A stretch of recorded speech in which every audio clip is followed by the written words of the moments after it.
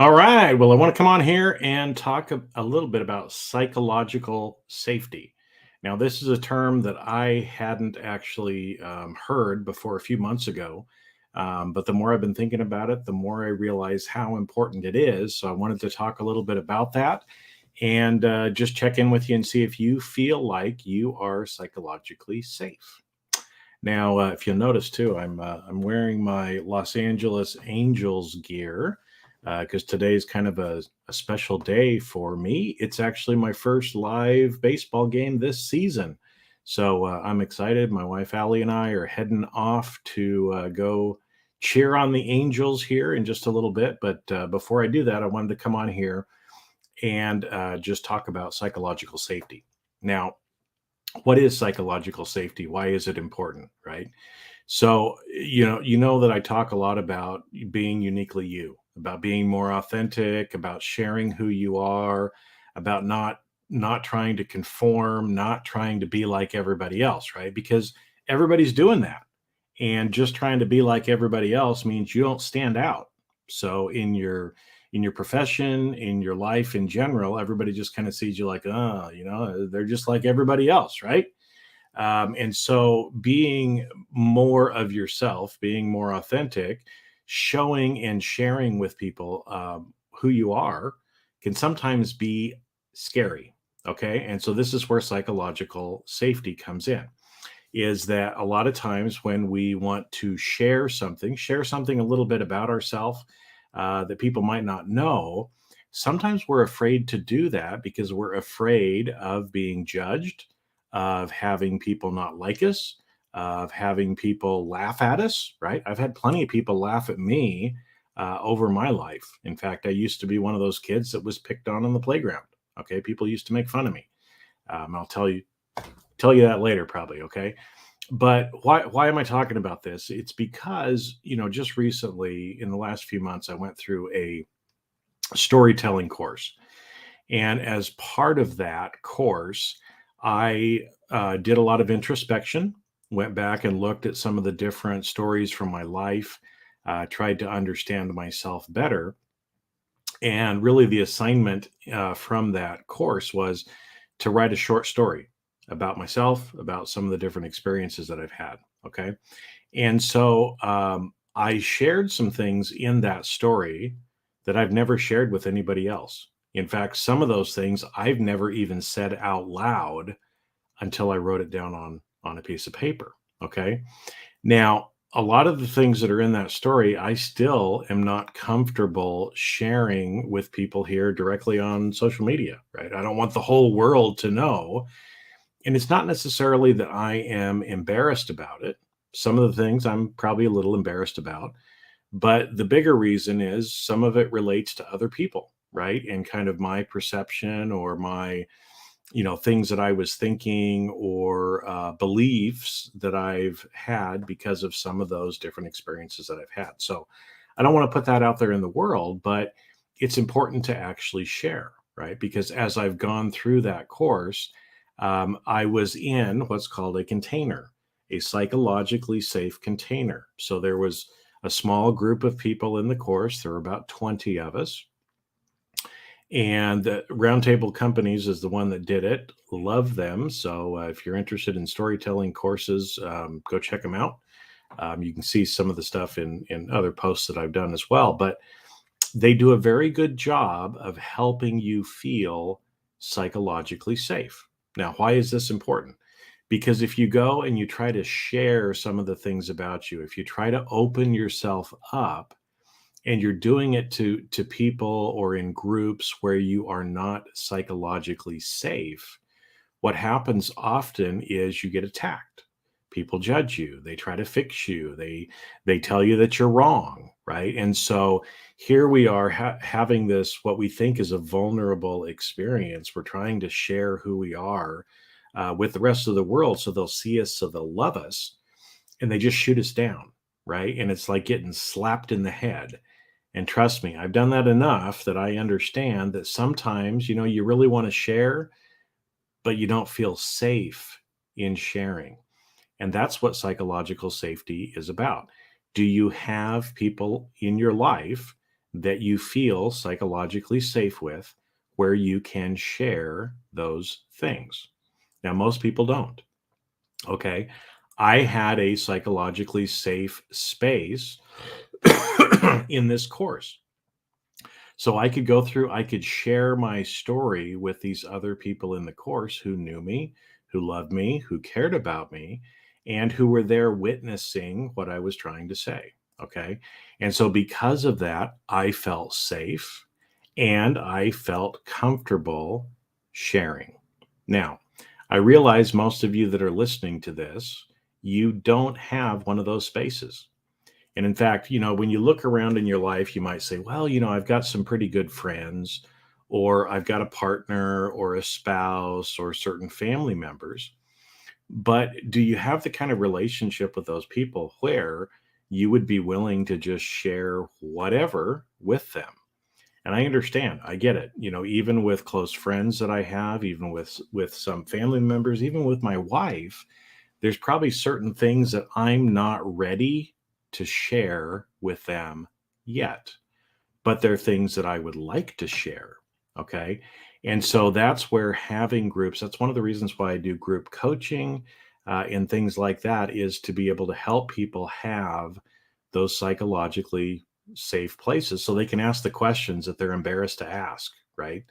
And I know, a lot of times on social media, when I do posts, I can see, right? I see that there's a lot of engagement. People slow down, they're reading it, they're looking at the picture, but not a lot of people, hit the like or love button. Not a lot of people comment. And I know why.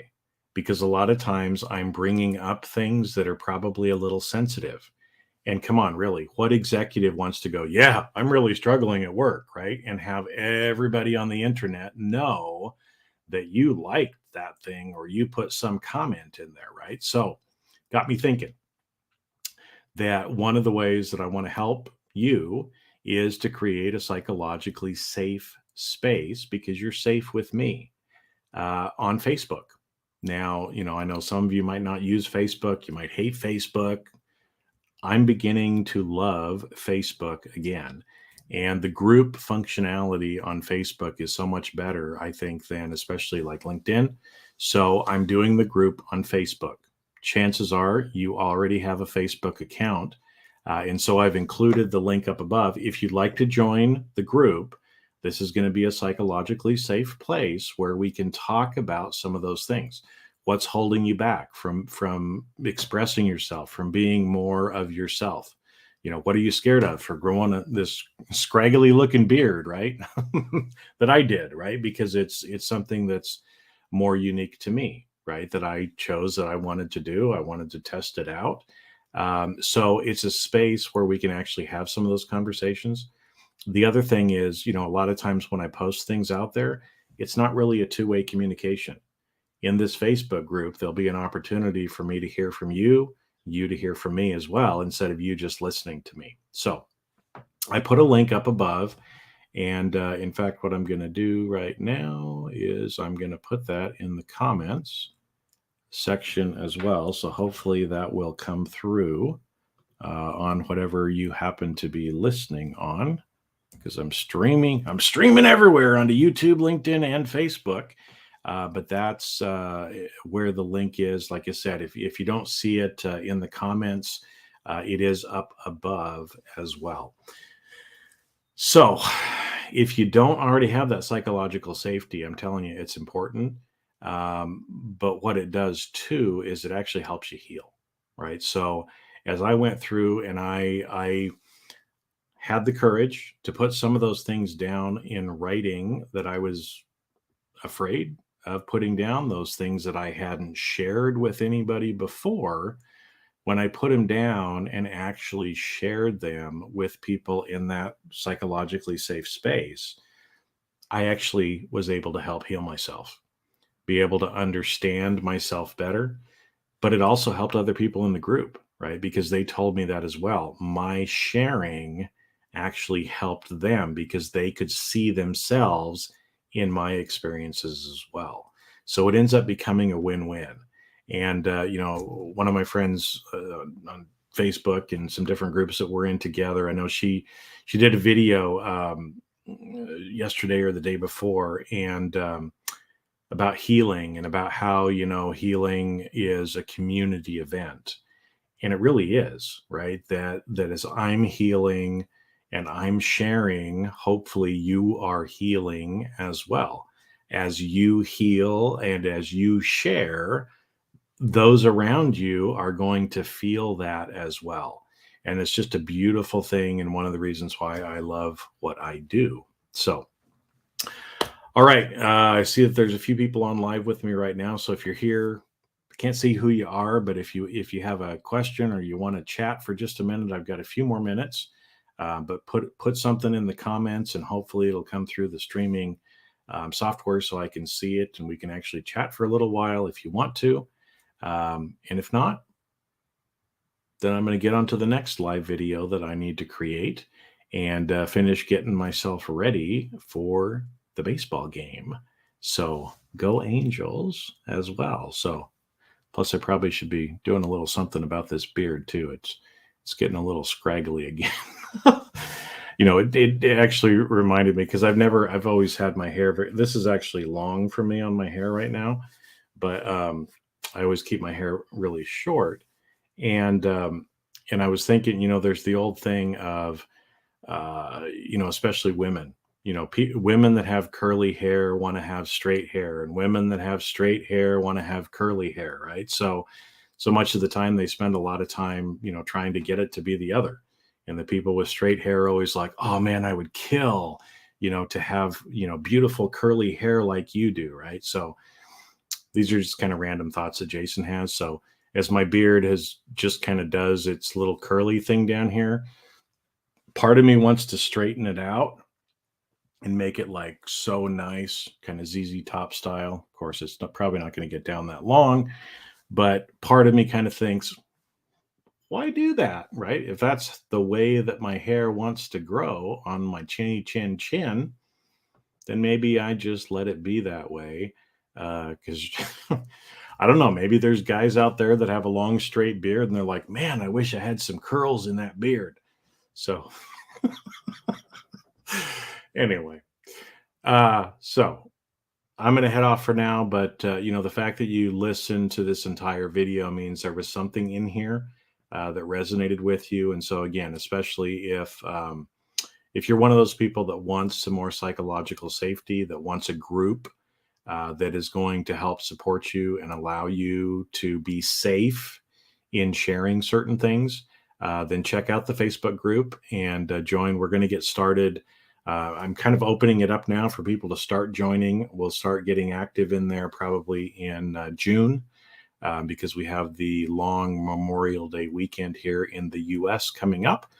But wanted to start getting the word out there for those of you that want to join, want to come in the group, and want to start communicating more directly with me.